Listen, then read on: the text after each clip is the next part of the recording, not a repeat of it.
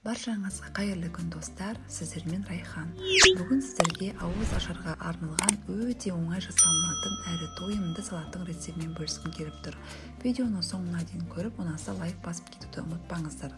Қажетті заттар бұл күріш, қияр, краб таяқшасы, жүгері, майонез және тұз қажет болады. Алдымен бір кесенің көлемінде күрішті алып суға жібітіп қоямыз. Сосын оны арнайы күріш пісіретін қазанға салып пісіріп аламыз. Одан кейін бізде қиярды жуып алып, оларды осылай кішкентай квадрат қылып турап аламыз. Турап болғаннан кейін бізде краб таяқшасы. Мен салатқа толық бір пачкасын пайдаландым. Сіздер өз қалауларыңызша қоссаңыздар болады. Күрішіміз дайын болды. Күріш өте қатты ыстық болмау қажет, себебі жабысып қалуы мүмкін. Кішкене суытып алып, оларға қалған ингредиенттерімізді қосамыз. Дәміне қарай тұзымызды, майонезімізді қосып араластырамыз.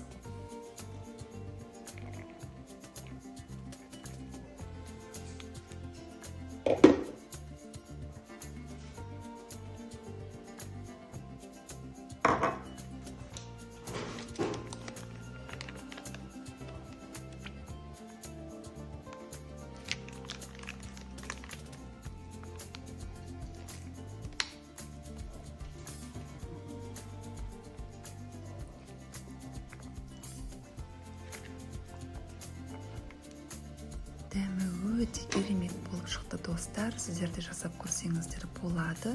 Өте жеңіл, тез жасалынатын салат. Ас болсын.